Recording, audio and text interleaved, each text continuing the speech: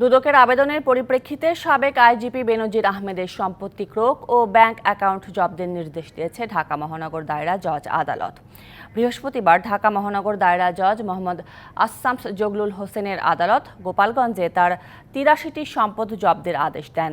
সম্প্রতি প্রকাশিত একটি দৈনিকে দাবি করা হয়, সাবেক আইজিপি ও র্যাবের সাবেক মহাপরিচালক বেনজির আহমেদের বিপুল অবৈধ সম্পদ রয়েছে।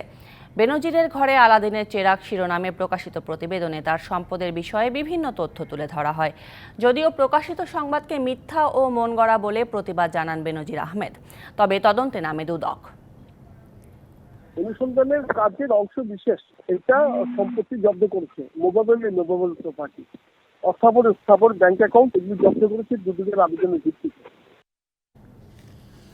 এ বিষয়ে আরও বিস্তারিত জানাতে যুক্ত হচ্ছেন দুদকের আইনজীবী খুরশিদ আলম খান।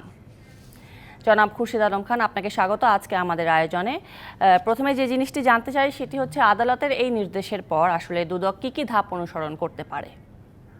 জি, আপনাকে ধন্যবাদ। দেখুন, দুদকের একটি অনুসন্ধান চলছে। সাবেক আইজিপি বেনজির আহমেদের জ্ঞাত আয় বহির্ভূত সম্পদ, অর্থ পাচার, এইসব বিভিন্ন বিষয়ের উপর ভিত্তি করে একটা অনুসন্ধান কার্য চলছে। তারই ধারাবাহিকতায় অনুসন্ধান কাজের অংশ হিসেবে দুর্নীতি দমন কমিশন বিধিমালা এবং মানি লন্ডারিং আইন 2012-এর বিধান অনুসারে দুর্নীতি দমন কমিশনের একজন অনুসন্ধানকারী কর্মকর্তা একটি আবেদন দাখিল করে, যেটা শুনানি করেন দুর্নীতি দমন কমিশনের একজন পাবলিক প্রসিকিউটর। এটা শুনানি করার সময় আদালতের কাছে বিভিন্ন আইনি ব্যাখ্যা দেওয়া হয়।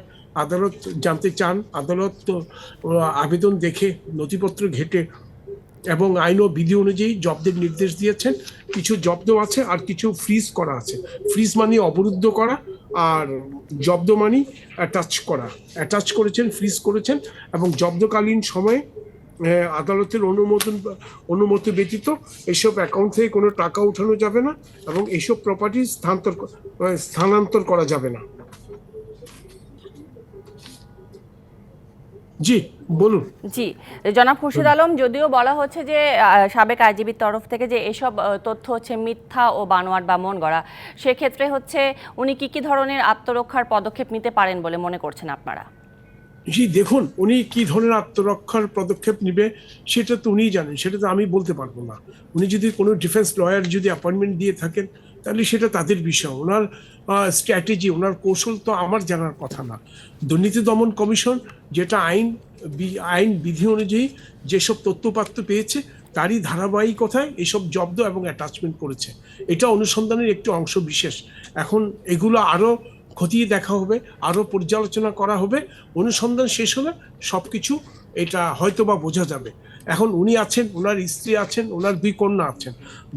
অনুসন্ধানকারী দল যদি মনে করে ওনাকে বা ওনার যারা আছেন, ওনার ওয়াইফ বা ওনার 2 মেয়ে, তাদেরকেও জিজ্ঞাসাবাদ করতে পারে আইন ও বিধি অনুযায়ী। তবে জিজ্ঞাসাবাদ করবে কিনা এটা অনুসন্ধানকারী কর্মকর্তা সিদ্ধান্ত নেবে। এক্ষেত্রে কবে নাগাদ জিজ্ঞাসাবাদ করা হতে পারে বা তার পক্ষে উকিল কোনো কিছু বলেছেন কিনা? না, এটা আমরা জানি না কখন অনুসন্ধানকারী দল ওনাকে জিজ্ঞাসাবাদ করবে বা আদৌ করবে কিনা, সেটা অনুসন্ধানকারী দলের কর্মকর্তার উপর এটা নির্ভর করছে। এটা ওনাদের বিষয়। এবং অনুসন্ধানকালীন চলার সময় ওনাদেরকে কেউ ইন্টারফেয়ার করে না, ইভেন কি কমিশন থেকে ওনাদেরকে কোনো ইন্টারফেয়ার করা হয় না। অনুসন্ধানকালীন সময় অনুসন্ধানকারী কর্মকর্তা একেবারে স্বাধীনভাবে তার কার্য পরিচালনা করে থাকে।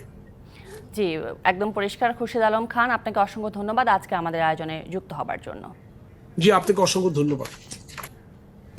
নগদে 500 টাকা বা তার বেশি পেমেন্টে পেতে পারেন ঢাকায় জমিসহ 20 কোটি টাকার পুরস্কার।